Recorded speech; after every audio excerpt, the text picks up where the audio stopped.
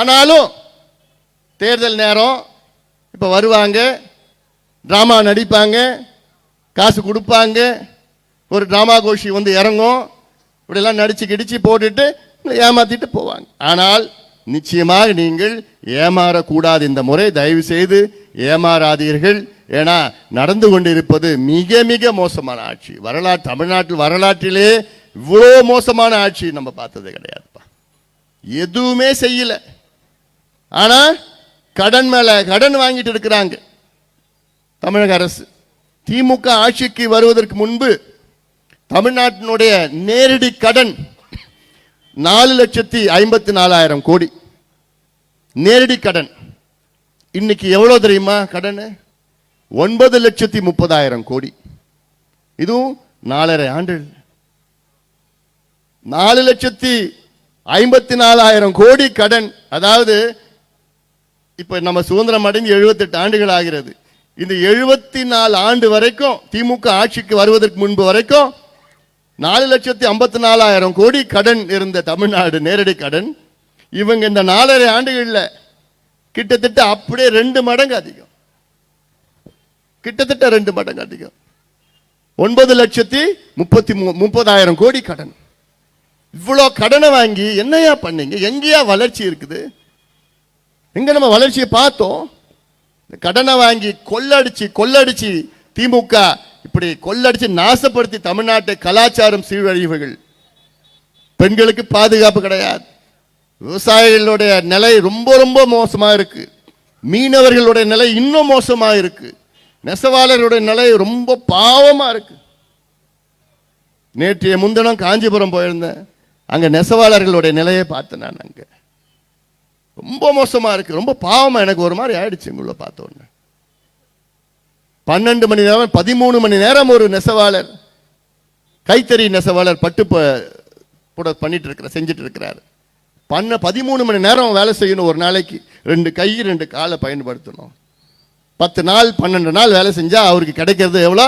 5,000 ரூபாய் கிடைக்கும். இதுக்கெல்லாம் காரணம் திமுக. ஏன்னா யாரை பத்தியும் கவலை இல்லை, அவங்கள பத்தி தான் கவலை. அவங்கள பத்தி தான் கவலை. கொள்ளடிக்கணும், நாசப்படுத்தணும், அவ்வளவுதான். அதனால நிச்சயமாக இங்கே இருக்கின்ற மக்கள் அனைவரும் சேர்ந்து இந்த திமுக கொடுங்கோல் ஆட்சி, ஊழல் ஆட்சி, இந்த கஞ்சா ஆட்சி, சாராயம் ஆட்சியை வீட்டுக்கு அனுப்புகின்ற நேரம் வந்துவிட்டது.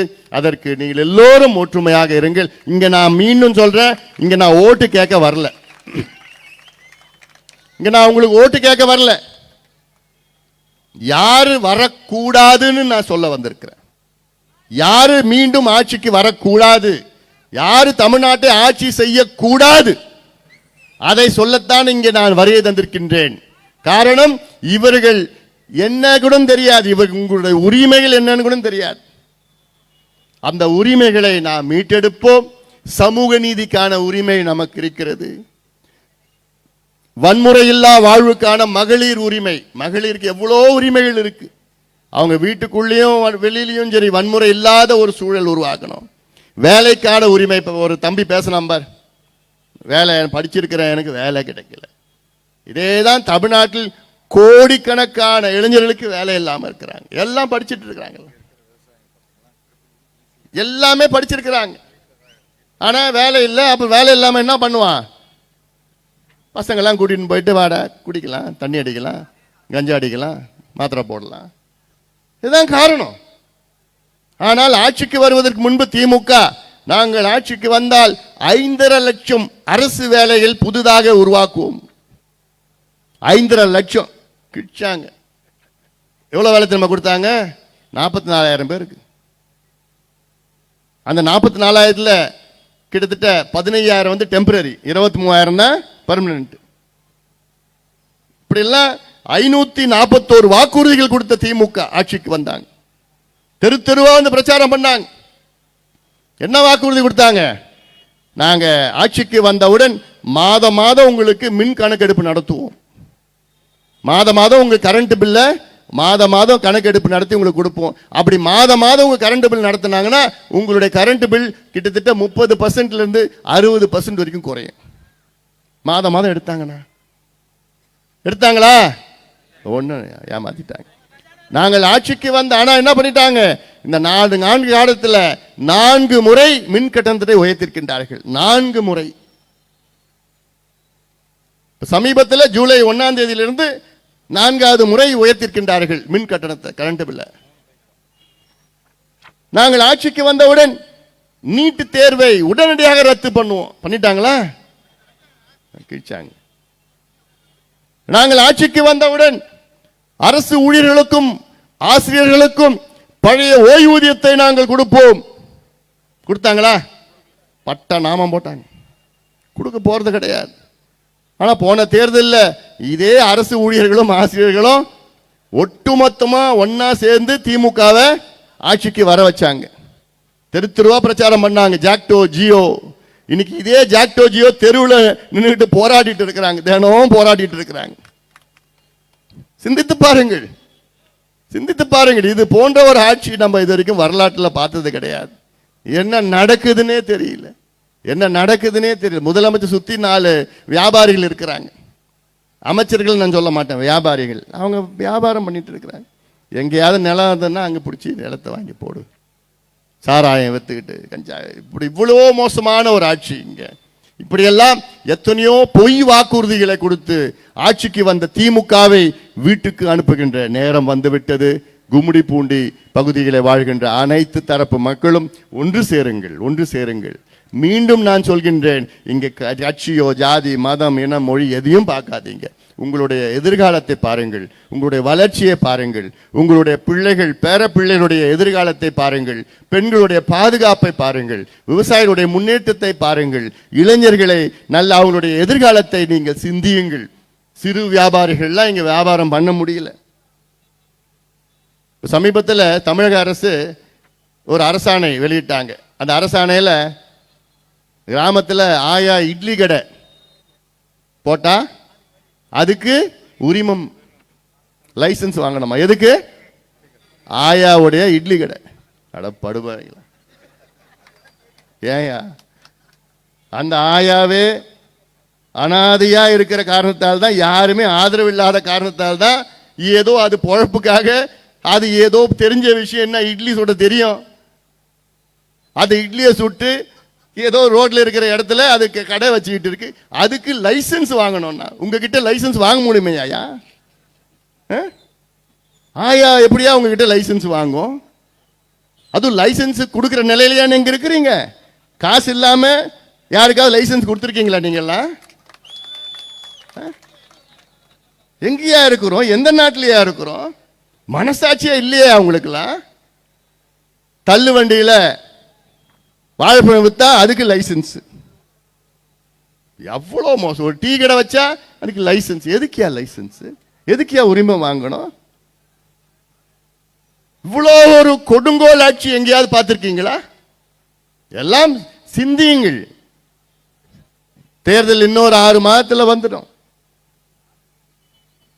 ஆனா தேர்தல் நேரத்தில் மூட்டை எடுத்து வராங்க, பண மூட்டை எடுத்துருவாங்க, சாராயத்தை எடுத்து வருவானுங்க. அதுவும் இந்த பகுதினா பெயர் போன பகுதி. இதெல்லாம் புரியுதா? புரியுது, எனக்கு தெரியுது, வெளியில சொல்ல முடியல. பார்டர் அந்த பக்கம் போய் இந்த பக்கம், அந்த பக்கம் இந்த பக்கம். அதனால இதெல்லாம் சிந்திங்க. போதையா இவங்க ஆண்டதெல்லாம் போதையா? 67 இருந்து ஆண்டுட்டு இருக்கிறாங்க. 67 இருந்து ஆண்டு என்னத்தையா கொடுத்தாங்க? ஒரு முன்னேற்றம் என்ன? எவ்வளோ திட்டங்கள் இருக்கிறது. கிட்ட கொஞ்ச நாள் கொடுத்து பாருங்களேன். உங்களுடைய வாழ்க்கை, உங்களுடைய எதிர்காலம் என்ன? வாசகண்ணா, உரிமை மீட்க தலைமுறைகள் காக்க. தலைமுறைகள். அடுத்த 5 ஆண்டுகளுக்கு திட்டம் இல்லை, அடுத்த 50 ஆண்டுகளுக்கு திட்டமிடுவோம் என்கிட்ட இருக்கு. அடுத்தடுத்த தலைமுறைகள் மகிழ்ச்சியா நல்ல ஒரு முன்னேற்றத்தோடு வாழ வேண்டும் என்ற நோக்கத்தில் தான் இங்கே நான் வருகை தந்திருக்கின்றேன். அதற்கு அனைத்து தரப்பு மக்களும் ஒத்துழையுங்கள். நான் எனக்கு ஓட்டு போடுன்னு நான் சொல்லலை, என் கூட சேர்ந்து இந்த கொடுங்கோல் ஆட்சியை அகற்றுவோம், வீட்டுக்கு அனுப்புவோம். அதைத்தான் நான் சொல்கின்றேன். இந்த ஆட்சி வேண்டாயா, இந்த ஆட்சி போதும்யா. கொள்ளடிச்சது போதும், நாசப்படுத்தியது போதும். சமூக நீதி பத்தி பேசிக் கொண்டிருக்கின்ற முதலமைச்சர் ஸ்டாலின் அவர்களே, உங்களுக்கு சமூக நீதிக்கும் உங்களுக்கும் எள்ளளவும் சம்பந்தம் கிடையாது. சமூக நீதி பற்றி பேசுவதற்கு உங்களுக்கு தகுதியே கிடையாது. தயவு செய்து சமூக நீதி பற்றி பேசாதீங்க முதலமைச்சர் ஸ்டாலின் அவர்களே. நானும் ஒரு 5-6 நாட்களுக்கு முன்பு ஒரு அறிக்கை வெளியிட்டேன். அந்த அறிக்கையில தமிழ்நாட்டில் சாதிவாரி கணக்கெடுப்பு நடத்த தமிழக அரசுக்கு அதிகாரம் இருக்கிறதா இல்லையா என ஒரு விவாதம் நடத்துங்கள், பொது மேடையிலே ஒரு விவாதம் நடத்துங்கள். நான் வரேன், நான் மட்டும் தனியா வரேன், என் கூட யாரும் வரமாட்டாங்க. நீங்க வாங்க முதலமைச்சர் அவர்களே, உங்களுக்கு நேரம் இல்லைன்னா உங்க அமைச்சர்களை அனுப்பி வையுங்கள், அவங்களுக்கு நேரம் இல்லைன்னா உங்க கட்சியில யாராவது அனுப்புங்க, எனக்கு கவலையே கிடையாது. யார் வேணா உங்க திமுக கட்சியில அனுப்புங்க, நான் வரேன். ஒரு மேடையை போடுங்க, அந்த மேடையில் நானும் பேசுறேன், திமுக சார்ந்து யார் வேணா பேசட்டும், தமிழ்நாடு மக்கள் பார்க்கட்டும். தமிழ்நாடு அரசுக்கு சாதிவாரி கணக்கெடுப்பு நடத்த அதிகாரம் இருக்கிறதா இல்லையான்னு ஒரு விவாதம் நடத்தலாம். உங்களுக்கு தைரியம் இருந்தால் இந்த விவாதத்திற்கு நீங்கள் வாங்க. உங்களுக்கு திராணி இருந்தா, தைரியம் இருந்தா வாங்க பார்க்கலாம். இல்ல வரமாட்டாங்க. வருவாங்களா? வரமாட்டாங்க. ஏன்னா தைரியம் கிடையாது.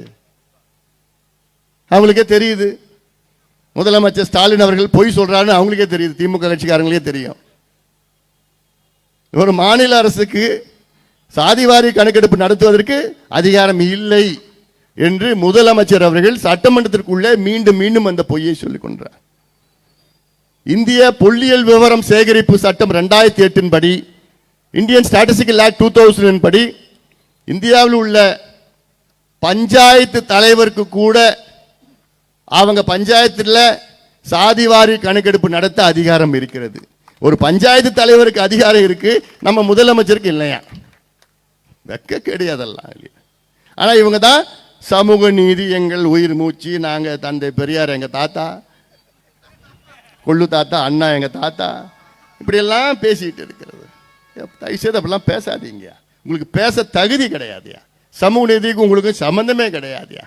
அதனால இதெல்லாம் இன்னும் எவ்வளோ இருக்கு. நான் இப்போ ஒரு தமிழ்நாடு முழுவதும் இன்னும் ஒரு 100 நாள் எல்லா பகுதிக்கும் நான் போறேன். நான் இப்போ வட எல்லைக்கு வந்திருக்கிறேன், அடுத்தது தென் எல்லைக்கு கன்னியாகுமரிக்கெல்லாம் நான் போறேன். நான் எல்லாத்துக்கும் போயிட்டு மக்களுக்கு என்னோட நோக்கமே இது, நான் ஓட்டுக்காக வரல, இந்த ஆட்சி மீண்டும் வரக்கூடாது, திமுக மீண்டும் ஆட்சிக்கு வரக்கூடாது அந்த ஒரே எண்ணத்துல தான் இந்த நடைபயணத்தை நான் மேற்கொண்டிருக்கின்றேன். அது மட்டும் இல்ல, உங்களுக்கு என்னென்ன உரிமைகள், இவ்வளோ உரிமைகள் உங்களுக்கு இருக்கு, இவ்வளோ உரிமைகள் இருக்கு. விவசாயம் மற்றும் உணவுக்கான உரிமை, வளர்ச்சிக்கான உரிமை, அடிப்படை சேவைக்கான உரிமை, கல்வி நலவாழ்வுக்கான உரிமை, மது போதை பொருட்களால் பாதிக்கப்படாமல் இருக்கும் உரிமை, நீடித்திருக்கும் நகர்ப்புற வளர்ச்சிக்கான உரிமை, ஆரோக்கியமான சுற்றுச்சூழலுக்கான உரிமை, வேலைக்கான உரிமை, இவ்வளோ உரிமைகள் உங்களுக்கு இருக்கு.